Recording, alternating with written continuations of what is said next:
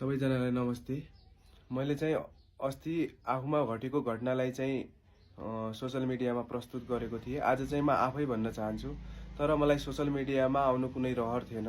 यो मेरो बाध्यतावश म सोशल मिडियामा आएर आफ्नो आवाज उठाउनमा बाध्य भएको हो। मान्छेमा एउटा अत्याचार गर्नको पनि सीमा हुन्छ मान्छेले। त्यही भएर म चाहिँ यो समाज समक्ष देखाउन चाहन्छु यतिसम्म पनि मान्छे हुन सक्छन् भनेर। अहिले चाहिँ नेपालमा के छ भनेपछि विदेश नजाने कुनै पनि हुँदैन। भोलि यो घटना अरूमा पनि दोहोरिन सक्छ हैन। कसैले त भोकिरहेको पनि होलान्। तर मेरो तर्फबाट ममा कस्तो घटना घट्यो भन्ने बारे म प्रष्ट सबै कुरा चाहिँ म सुरुदेखि चाहिँ मेरो यो माया प्रेमदेखि लिएर यो अहिलेसम्मको यो स्थिति कसरी पुग्यो भन्ने कुरा म हजुर समक्ष सबैलाई यहीबाट सोशल मिडिया थ्रु सबैलाई जानकारी गर्न चाहन्छु। सुरुमा चाहिँ हाम्रो सम्बन्ध प्रेम भनेको चाहिँ 4 वर्षको सम्बन्ध प्रेम हो। जबकि अब उसलाई मैले काठमाडौँमा 11-12 पढायो। त्यसपछि उसको चाहिँ 12 सकियो। अनि 12 सकिएपछि अब के गर्ने भन्दाखेरि अब त्यसपछि घरमा सबैले सल्लाह गरे। अनि उसको अनि मेरो अनि बुवाको त्रिपक्षीय सल्लाह भयो। अनि त्रिपक्षीय सल्लाह भएपछि अब हामीहरूले अनि अस्ट्रेलिया र अनि अमेरिकाको दुईटै तयारी गरौँ, जताको भिसा लाग्छ अनि ठिकै छ नि त भन्ने हिसाबले उता अस्ट्रेलियाको अनि यता डकुमेन्टेसन गर्दै थिए। अनि उता युएसको पनि गर्दै थिए। अनि युएसको भिसा अनि लाग्यो। युएसको भिसा लागेपछि अनि ठिकै छ भनेर यता अब युएस नि राम्रै छ, भोलि गएर पढाइ अब युएस भनेको त नम्बर 1 हो पढाइमा त भन्ने कुरा। अब युएस भनेको त अब एजुकेसन सेक्टरमा राम्रै छ, भोलि गएर त्यहाँ पढेर आयो भने राम्रै फ्युचर हुन्छ भन्ने हिसाबले सबैको सहमति भएर अमेरिका पठाइयो। अमेरिका पठाउँदाखेरि यदि के भन्छु भनेपछि उसको हरेक प्रोसेस सबै कुरा चाहिँ मैले गरिदिए हो। सबै कुरा उसलाई चाहिँ केही पनि उसको मेल धरी युनिभर्सिटीमा गर्ने सबै एभ्रिथिङ उसको आइल्सदेखि लिएर सबै खर्च हाम्रो परिवारले नै बेहोरेको हो उसको। उसले चाहिँ अहिले आएर उसले चाहिँ जुन यो धोका दिएको छ यो कुरा चाहिँ उसले यति चाँडै बिर्सिसक्यो सबै कुरा गरेको। मैले इभन उसको इन्टरभ्यू डेट बुक गर्दाखेरि 4 महिनासम्म नसुतिकन इन्टरभ्यू उसको डेट बुक गरेको छु। त्यसपछि उसले चाहिँ गएको 3 महिनापछि चाहिँ हाम्रो सम्बन्ध 3 महिनासम्म चाहिँ राम्रै थियो। 3 महिनासम्म बोल्ने सबै कुराहरू सेयर हुने गर्थ्यो। अहिले बिस्तारै चाहिँ अब फोन गर्न छोड्ने, फोन नउठाउने गर्न थाली। मैले भने किन हो यस्तो, के हो भने मेरो एकचोटि नि फुर्सद हुँदैन भनेर म टाइम भएको बेला आफै गर्छु, त्यहाँबाट नगर्नु फोन। त्यहाँबाट फोन गरेपछि म आफै ब्लक गरिदिन्छु फेरि भनेर यस्तो उसले चाहिँ थ्रेड जस्तो दिने के। अनि मैले भने हुन्छ त ठिकै छ भनेर मैले पनि ठिकै छ अब जहिले टाइम हुन्छ त्यसले गर्नु भन्दाखेरि उसले चाहिँ 10 दिनमा गर्थ्यो, 15 दिनमा कहिलेकाहीँ गर्थ्यो। इभन त्यति फोन गरेको बेला पनि उसले चाहिँ राम्रोसँग नबोल्ने के, कि त बाथरुम टोयलेटमा गएर बोल्ने, कि त रातिको टाइममा पनि आँगनमा गएर बोल्ने कि कुरा गर्नलाई। अनि मैले अनि अब त्यतिसम्म गरेपछि कसको मनमा शङ्का उत्पन्न हुँदैन भने त्यतिसम्म गरेपछि। अनि मैले भने किन यस्तो गरेर आएको के हो भन्दाखेरि उसले चाहिँ पुरै इन्कारै गर्ने कि कुरै नसुन्ने, कुरै पनि नसुन्ने, केही पनि नगर्ने कि उसले चाहिँ केही पनि नसुन्ने। त्यसपछि मैले भने यस्तो गर्नु हुँदैन, यो गर्नु हुँदैन, त्यो गर्नु हुँदैन भन्दाखेरि 1 महिनासम्म पनि कुरा नगर्ने। अनि त्यसपछि मैले बिस्तारै थाहा पाएँ कि मलाई त युएसबाट फोन आइसक्यो कति ठाउँबाट। अनि भनिसक्यो अब सबै कुरा देखिसक्यो। उसको मेल त मसँग लगइन थियो नि त, त्यतिखेर युएसको प्रोसेस मैले गरिदिन्थ्यो। अब हरेक कुरा उसको लोकेसन चाहिँ देखिरहेछ कि त्यो पाकिस्तानी केटाकोमा हरेक टाइम गएको लोकेसन देखिरहेछ। यो लोकेसन चाहिँ मलाई सोच्थेँ काम गर्ने ठाउँको लोकेसन हो कि के हो सोचिरहेको थिएँ। जब मैले युएसबाट त्यो लोकेसन लगाएर पत्ता लगायो, त्यो लोकेसन चाहिँ फेरि त्यो पाकिस्तानीको लोकेसन रहेछ कि हरेक टाइम त्यहाँ गइरहेको। म चाहिँ काममा गइरहेको कि के हो कि भनेर सोचिरहेको थिएँ। तर त्यस्तो हो। अनि जब मैले यो कुरा उसलाई भने यस्तो किन गरेर के हो भनेपछि उसले चाहिँ पुरै टोटल्ली त्यसपछि चाहिँ उसले चाहिँ कटअपै गरिदियो कि। त्यसपछि चाहिँ कुराकानी उसले चाहिँ कसले भने यस्तो नभएको कुरा या ऊ भन्दै थियो। फेरि भने म पत्याउन पनि पत्याउँथिनँ। अब कसैले अब उसको व्यवहारै देखिरहेछ, कसैले तेरो बुढी यस्तो गर्दैछ युएसमा उस्तो गर्दैछ भनेर म किन पत्याउँथेँ, जबकि उसको व्यवहारले त्यो देखाइरहेछ भने चाहिँ म अभियसली मैले पत्याउने होइन, मसँग प्रुफ पनि आइसक्यो, सबै कुरा भइसक्यो, हरेक कुरा भइसक्यो। उसको त्यो जुन मोबाइल किनिदिएछ, वाचेसहरू किनिदिएछ, त्यो नयाँ नयाँ लुगाहरू किनिदिएछ, सबै त्यो पाकिस्तानीले किनिदिएको हो। एभ्री कुरा पाकिस्तानीले किनिदिएको हो। मैले भनेको बरु गलत बाटो रोज्नुभन्दा कसैले अहिले युज गर्न खोजिरहेको हुनसक्छ, भोलि गएर दुःख पाइन्छ। आफ्नै परिवार नबिगाड। हाम्रो के हुन्छ, भोलि गएर भविष्य खराब हुन्छ, दुइटैको आफ्नो पनि खराब हुन्छ, मेरो पनि खराब हुन्छ। यस्तो नगर भन्दाखेरि चाहिँ उसले चाहिँ भन्ने कि के भविष्य, म त अमेरिका पुगिसकेँ, नेपाल कहिले नि फर्किँदैन, के भविष्य, नेपाली लाइफ त मलाई मनै पर्दैन। नेपाललाई यति घृणा, नेपालीलाई यति, उसलाई नेपाली हुनुमा उसलाई चाहिँ ऊ गिल्टी फिल भयो जस्तो कुरा गर्ने क्या पुरै। त्यतिखेर पनि उतिखेर एकचोटि मैले उसलाई यो नेपालमा प्रोटेस्ट भएको थियो जेएनजीको, त्यतिखेर नि हाम्रो नेपालमा त यसो यसो भइरहेछ, घर जलिरहेछ। त्योभन्दा नेपाल त्यस्तै त हो, किन काम र काजको, तेरो घर त जलेन नि, यस्तो यस्तो शब्द सुनाउने कि उसले चाहिँ, त्यतिसम्म भन्ने कि। अनि बिस्तारै बिस्तारै गएर उसले चाहिँ कटअपै गर्यो, कुराकानी गर्न कटअप गरेर अहिले चाहिँ उसले चाहिँ यतापट्टि हाम्रोपट्टि चाहिँ एकदम नराम्रो नराम्रो शब्दहरू आफ्नो बाबुआमालाई उति गयो कि बिना कामले। उसलाई चाहिँ किनकि अरूसँग घुम्नु छ, अरूसँग मोज मस्ती गर्नु छ, अब ठाउँमा पुगिसक्यो भन्ने जस्तो उसलाई चाहिँ कुनै स्वर्गमा आ जस्तो फिल भएर रहेछ कि उसलाई चाहिँ। अब उसले चाहिँ आफ्नो आमा बाबुपट्टि चाहिँ कुरा गर्ने, उतापट्टि सबै कुरा गर्ने, सेयर गर्ने, उतै गर्ने गरेर अब मसँग कटअप गर्यो फोन। मैले फोन गरेको टाइममा के भन्ने, एज अ मी मेरो आमा बाउ हो, जे कुरा गर्नु छ मेरो आमा बाउसँग गर, मसँग केही पनि गर्ने होइन कुरा। जे हो मेरो लागि मेरो आमा बाउ हो, एज अ मी हो मेरो आमा बाउ। जे भन्नु छ, जे गर्नु छ, आफ्नो लागेको पैसा लगानी सगानी सबै मेरो आमा बाउले तिर्छ तिमीहरूको भनेर मलाई भने।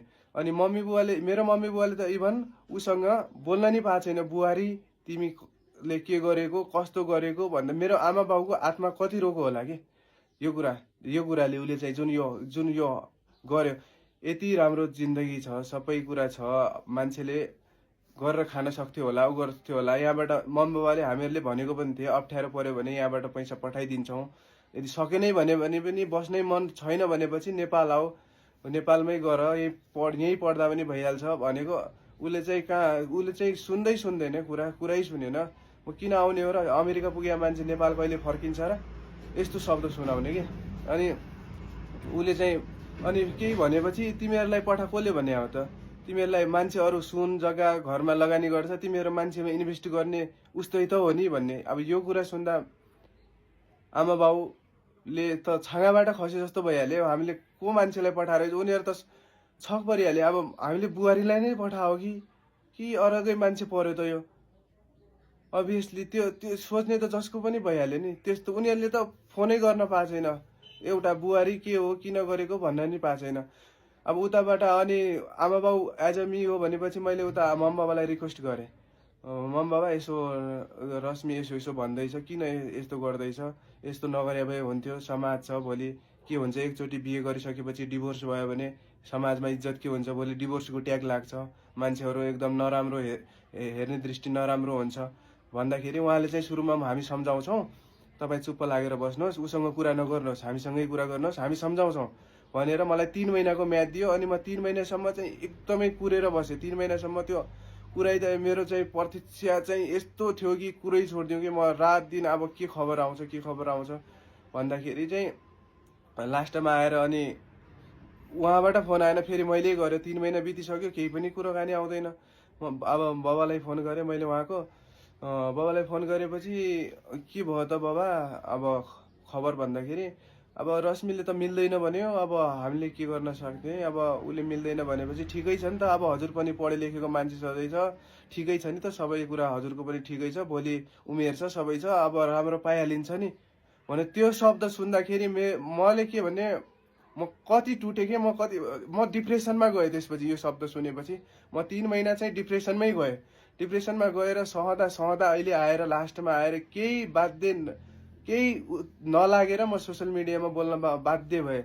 इभन उहाँले के पनि भन्नुभयो भनेपछि, एउटा यो बुवाले बोल्ने शब्द यस्तो हुन्छ त नेपाली सोसाइटी समाजमा, कतातिर जाँदैछ कि हाम्रो सोसाइटी। उहाँले के भन्नुभयो भने, छोरीको लागि म मेरो घर जग्गा बेचेर पनि लड्न तयार छु, तपाईँले के गर्नु, उसैसँग लाग्नुपर्ने के छ त, तपाईँले छोडिदिनुहोस् न त, डिभोर्स दिइदिनुहोस् न त, यस्तो शब्द भन्ने के भने उसले गएको पैसा म तिर्दिन्छु, उसले गएको पैसा तपाईँको लागेको म तिर्दिन्छु, उसँग चाहिँ कन्ट्याक्ट नगर्नु, उसलाई फोन नगर्नु, गऱ्यो भने हामीलाई गर्नु भन्ने। त्यसपछि यहाँ यताबाट पनि मम्मी बुवाले अनि यसो किन गर्दैछन् त भनेर उताको यताको मेरो मम्मी बुवाले उताको मम्मी बुवालाई फोन गर्न खोजेको, उहाँले फोनै उठाउनु भएन। जस्ट मसँग मात्र कुरा गर्ने, मेरो मम्मी बाबासँग चाहिँ कसैले पनि कुरा नगर्ने के, न छोरीले गर्ने न उताको आमा बाउले गर्ने। अनि त्यतिखेर डिप्रेसनमा गएँ म। त्यो 2 चोटि मेरो सहनै नसकेर, खै मेरो दिमाग त्यतिखेर के भएको थियो, म पनि त्यस्तै अवस्थामा थिएँ कि सहनै नसकेर, न राति छ न निन्द्रा छ न केही छ, अनि न आफूलाई खाएको थाहा हुन्छ न केही गरेको थाहा हुन्छ, न हिँडेको पनि थाहा नपाउने कि रोडमा। अनि मैले चाहिँ एकचोटि अब सोचेँ, मेरो आमा बाउको पैसा पनि गयो, सबै डुब्यो, अब बुढी पनि रहेन, पैसा पनि रहेन, अब मैले बाँचेर के काम जस्तो ममा एकदम नेगेटिभ फिलिङ, नेगेटिभ दिमागमा यति धेरै नेगेटिभ थट्सहरू आउन छोड्यो। त्यसपछि मैले चाहिँ 2 चोटि चाहिँ सुसाइड एटेम्प्ट गर्ने कोसिस गरेँ। 2 चोटि सुसाइड एटेम्प्ट कोसिस गरेपछि चाहिँ एकचोटि चाहिँ मैले बाइक चाहिँ मैले जति स्पिड थियो बाइकको त्यति हाँकेर बाइक चिप्लेर एकातिर म एकातिर गएँ। त्यतिखेर त्यो पनि सुसाइड फेल भयो। त्यति एक दिन म राति उठेर जाँदै थिएँ, आमा बाउले देखिहाले ढोका ढक्रे गएर देखेर। अनि अब म तर कहाँ जान्थेँ मलाई थाहा थिएन त्यतिखेर चाहिँ। अब त्यो देखेपछि अनि दोस्रो दिनदेखि मेरो आमा बाउ मेरो रुमको त्यो ढोकामा सुत्न थाल्यो। अनि त्यसपछि चाहिँ उनीहरू चाहिँ यो छोराले भोलि केही गरिदिने हो कि भनेर। अब उतिखेर चाहिँ म कमजोर भएँ कि त्यतिखेर चाहिँ एकदमै आमा बुवा भन्दा पनि म कमजोर भएँ। अब अहिले म जस्ट अब चाहिँ बिस्तारै मेरो सबै कुरा ठिक हुँदैछ, म सबै कुरा ठिक भइसकेको छ। जानेलाई त कसैले पनि रोक्न सक्दैन, तर जाओस्, कसैको घरबार भत्काएर, कसैको सपना कुल्चेर, कसैको जिन्दगी बर्बाद गरेर यसरी चाहिँ कसैले पनि नजाओस्, म चाहिँ त्यो भन्न चाहन्छु। तर त्यो मान्छेले चाहिँ यतिसम्म पनि 4 वर्षको सम्बन्धलाई यति सजिलै त्यागिदियो कि कुनै पुरै बिहे भनेको त मजाक जस्तो बनाइदियो कि आयो गयो खेल्यो, केटाकेटी खेल्यो जस्तो खेल बनाइदियो कि उसले चाहिँ। अब के भन्ने, अब त्यसपछि चाहिँ अहिले चाहिँ कसैले पनि कुरा गर्ने। अहिले चाहिँ के भएको छ भनेपछि उसको बुवाले चाहिँ मलाई अस्ति जुन मैले पोस्ट गरेँ त्यो पोस्ट देखेपछि मलाई चाहिँ फेसबुकमा ब्लक गरिदियो। अनि त्यसपछि चाहिँ यता इष्टमित्रहरूले, हाम्रोतिरको सबै रिलेटिभ्सहरूले चाहिँ उता फोन गर्दाखेरि कसैको फोन पनि उठाएन कि। अनि ऊ केटीले पनि आफ्नो, मैले त्यो युजर नेम चाहिँ उसको आफ्नो त्यो स्ट्याटसको तल लेखिदिएको थिएँ, त्यो उसले स्ट्याटस चेन्ज गरेर आफ्नो फोटो हटाइसके। उसले चाहिँ टिकटकमा फोटोहरू त हाम्रो युएस गएको 3 महिनापछि टिकटकको फोटोहरू भिडियोहरू त उसले पहिले नै हटाइसकेको थियो। बिहे गरेको फोटोहरू यताउति पहिला नेपालमा हुँदाखेरि ती चिजमा यताउति सबै भिडियो बनाएको थियो, त्यो सबै डिलिट गरिसकेको थियो कि उसले चाहिँ प्राइभेटमा राखिरहेको थियो होला। अब अहिले मैले हिजो अरूकोबाट हेर्दाखेरि अब 1-2वटा भिडियो सिन्दुर लगाएको मैले देखाएको थिएँ, त्योभन्दा अगाडि थिएन। उसले चाहिँ त्यो पाकिस्तानीसँग लागेपछि उसले चाहिँ पुरै टोटल्ली नै कन्ट्याक्ट गर्यो। म 100% ठोकुवा गरेर भन्न सक्छु, 200% ठोकुवा गरेर म जेसुकै सजाय भोग्न पनि तयार छु। यदि मैले उसलाई युएस पठाउनु कुनै मेरो गल्ती, उसलाई मेरो उप्रति मैले उसको भविष्य बनाउनु खोज्नु, आफ्नो लागि, हाम्रो भविष्यको लागि सोच्नु मेरो कुनै यो गल्ती हो भने म जुनसुकै नेपालको कानुन बमोजिम म जुनसुकै सजाय भोग्न पनि तयार छु। मेरो छातीमा गोली हानेर मलाई मारियोस्, म त्यो चाहन्छु। तर अरूको परिवार यसरी भत्काएर, अरूको आमा बाउ न राति सुत्नु छ न खानु छ, परिवारलाई एउटा तहस नहस बनाएर यसरी कसैले पनि कसैको परिवार भत्काउने हक कसैले पनि हुँदैन। त्यही भएर म के भन्न चाहन्छु भने म त एउटा उदाहरण मात्रै हो। यो समाजमा म जस्ता कयौँका आमा बुवाका घर भत्किएका होलान्, कयौँका घर सपना टुटेका होलान् यस्ता मान्छेले गर्दाखेरि, होइन। म चाहिँ उसलाई चाहिँ यहाँ दोष दिन, यो गर्न त्यो गर्न कुनै आएको होइन। यस्तो भोलि हुनसक्छ भनेर मैले यो भिडियो बनाउनुको कारण भनेकै मेरो जस्ट सोसल अवेरनेसका लागि हो। भोलि समाजमा यस्तो पनि हुन सक्छ भनेर। अब मेरो आमा बाउले कहिलेसम्म टाउको झुकाएर हिँड्ने, मैले कहिलेसम्म टाउको झुकाएर हिँड्ने त्यो समाजको अगाडि। पठाउनु पर्ने हामीले सबै गर्नुपर्ने, उसलाई जे गर्नुपर्ने सबै उसलाई ठाउँमा पुर्याउने हामी, फेरि गल्ती नै हामी भएर समाजको अगाडि कसरी झुकेर हिँड्ने। म यो सक्दैन भनेर म सोसल मिडियामा बोल्छु, मम्मी बाबा हजुर ढुक्क हुनु, म छु, हजुरको छोरो छ, जबसम्म म छु, जबसम्म म जिउँदो छु, हजुरलाई केही पनि अप्ठ्यारो पर्दैन भनेर म चाहिँ अहिले मम्मी बुवालाई कन्भिन्स गर्छु। उनीहरू चाहिँ अहिले कमजोर भएको छ। म सक्दैन कि अब म यो आवाजलाई म दबाउन सक्दैन, जुनले उहाँले जे कुरा गर्नुभयो। अहिले त इभन यतिसम्म कि गर्दा गर्दा थाहा छैन उहाँले के भन्यो भनेपछि उता छोरीलाई डिभोर्सको लागि कागजको पेपर पठाइसकेको रहेछ। कागजको पेपर पठाउँदा जब त मलाई थाहै छैन, जब अनि वकिललेबाट उहाँले भन्नुभयो, वकिल र उहाँको फोन आएपछि मैले थाहा पाएँ कि अनि डिभोर्सको पेपर पठाउनु भयो हो भनेर भन्छन्। उहाँले डिभोर्सको पेपर पठाएछ, अब डिभोर्स गर्नु पर्यो, उहाँले वारिसनामा पठाएछ अब भन्नुभयो उहाँले। अनि मैले बुवालाई फोन गर्दाखेरि पठाएछ। मैले भने मेरो कन्सर्न बिना कसरी पठाएको त हजुरले मलाई सोध्नु पर्दैन एकछिन पनि, कसरी पठाएको त भन्दाखेरि त्यो सोध्नै पर्दैन नि त्यसमा, त्यो त हामीबाट हुने कुरा हो, त्यो त हामीले गर्ने काम त हामीले गर्न पाउँछ नि। तपाईँले के भएर म तपाईँलाई चेक दिन्छु, त्यो चेक दिएपछि डिभोर्स गरिदिनु न, के छ र तपाईँले गएको पैसामा म चेक दिइहाल्छु, चेक त्यो बााउन्स हुने कुरा पनि हुँदैन, मैले अदालतमा दिएको चेक पनि कतै बााउन्स हुन्छ र भनेर यतिसम्म भन्ने कि तब मैले सहनै नसकेर म बाध्य भएर म अहिले आएको हो यो सोसियल मिडियामा। म कसैलाई यहाँ कसैले कसैको परिवार भत्काउन यति सजिलो छैन क्या। ऊ युएसमा छ अरे, 10 बिहे गर्ला, जे गर्ला त्यो गर्ला, तर म त नेपालमा छु नि, म त सोसाइटीमा बसिया छु, आमा बाउ सोसाइटीमा बसिया छन्, उसको आमा बाउ पनि सोसाइटीमा बसिया छन्, यो कुरा बुझ्नु पर्दैन। मैले यति रिक्वेस्ट गरेँ, हार गुहार गरेर मम बाबालाई के भने, मम बाबा यस्तो नगराउनु भन्नु छोरीलाई, यो गर्नु म हजुरको खुट्टा ढोक्छु भनेर हार गुहार माग्दा पनि, कति सम्झाउँदा फोन गर्दा पनि केही पनि लागेन। मैले भनेको उहाँलाई म सोसियल मिडियामा जान्छु, भोलि समाज छ, अनि समाजले उठ्यो भने, नेपाली समाज उठ्यो भने अनि हजुरलाई थाहा हुन्छ सबैको, जे गर्न मन छ गर्दा हुन्छ, हामीलाई केही फरक पर्दैन। मिडिया पनि के हो र, 1-2 दिन आएर यो हल्ला गर्ने त हो, त्यसपछि त सकिहाल्यो त्यस्तो भन्ने कि। अहिले चाहिँ अब उनीहरूले जब अब यो पावर देख्यो होला नि त, अब नेपाली समाज पनि रहेछ भन्ने कुरा अब थाहा पायो होला, अहिले बिचल्ली भएको छ। अब न कसैको फोन उठ्छ, कसैले ब्लक हानेको छ, कसैले हिँड्दैछ, केटीले पनि मेरो इष्टमित्रहरू अब रिलेटिभ्सहरूलाई पनि सबलाई ब्लक गरेर हिँडेको छ। त्यस्तो हुन्छ, मान्छेको जिन्दगी यति सजिलै कसैलाई बिगार्न सक्दैन कि।